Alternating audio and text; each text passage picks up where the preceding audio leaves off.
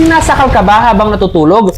Ito ang dahilan. Yung pakiramdam na parang may nakaupo sa dibdib mo, may sumasakal, o nakatali ka habang gising ang isip pero di mo maigalaw ang katawan?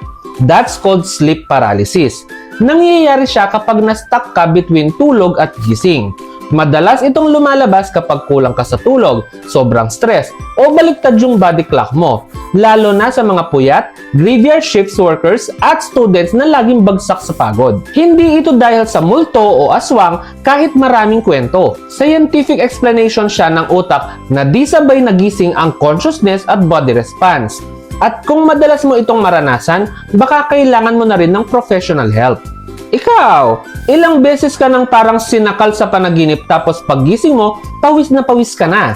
Hindi ka nag-iisa. Minsan, bilang katawan ang pagod, pati utak mo. Type gising sa comment section kung naka-experience ka na rin ng ganitong sleep paralysis at gusto mong maintindihan ang totoong dahilan nito.